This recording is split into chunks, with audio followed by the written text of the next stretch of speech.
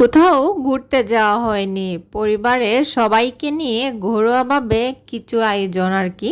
তো সবাইকে নিয়ে একটু সময় কাটানো, একটু গল্প করা, এই আর কি।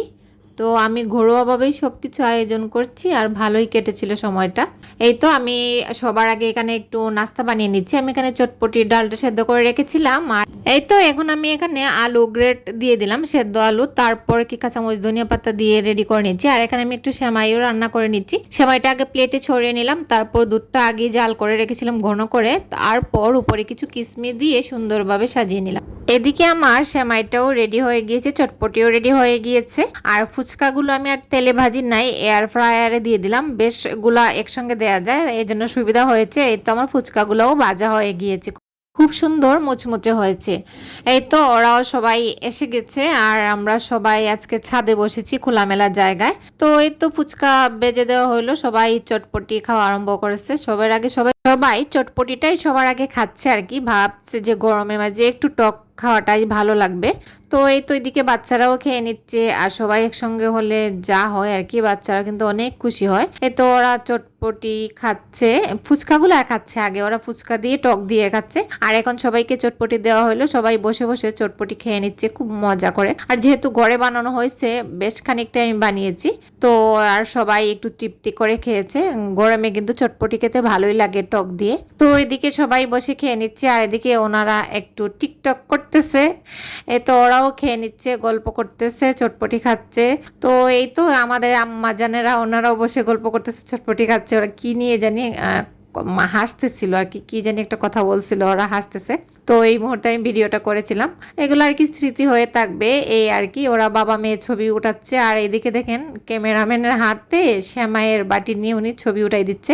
আর এখন ফুচকা খাওয়ার পর একটু পর সবাই এখন সেমাই খেয়ে নিচ্ছে আর কি। এখানে আমি সেমাই রান্না করেছি, দুধ দিয়ে একটা সেমাই রান্না করেছি, আর একটা নারকেল দিয়ে করেছি, আর চটপটি ছিল। তো সবাই খেয়ে নিচ্ছে, আর খাওয়ার মাঝে মাঝে সবাই আবার একটু সেলফিও তুলে নিচ্ছে। সবাই একসঙ্গে হলে যা হয় আর কি, খাওয়া দাওয়া, গল্প, ছবি উঠানো। তো এই তো এখন সবাই সেমাইটা বেড়ে নিচ্ছে, খাবে।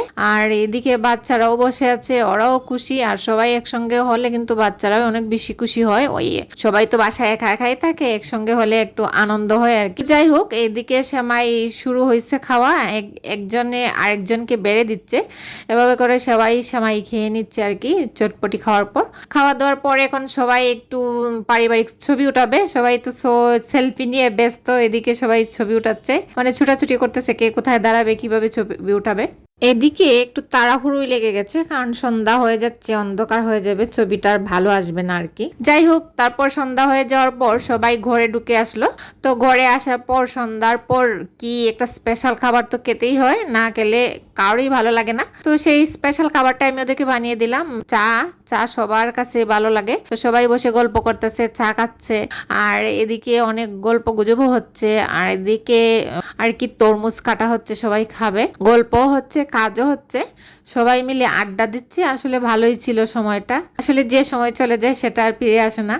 তো এই তো এদিকে চার পর্ব চলতেছে, আর আমি তো কাজ করে যাচ্ছি, ওদের একটু ভিডিও করতেছি, ওদের খাবারগুলো এনে দিচ্ছি। তো এই তো এদিকে তরমুজ কাটা হয়েছে, একটু সবজি কাটা হয়েছে, সবাই মিলে তরমুজ খাচ্ছি, আর আমি রান্নাঘরে চলে আসলাম। আমার তো কাজই রান্নাঘরে, তাই না?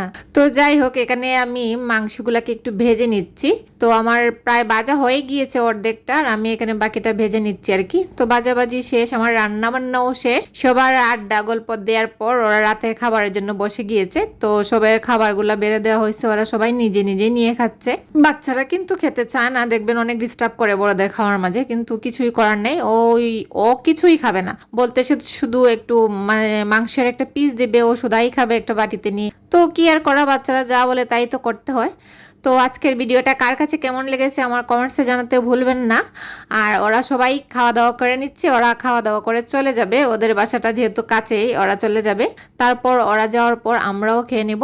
খাওয়া দাওয়া করে ওরা বলতেছিল যে আজকের খাবারগুলো বেশ মজা হয়েছে। আসলে রান্নার পর যদি কেউ এভাবে একটু প্রশংসা করে, শুনতে ভালোই লাগে।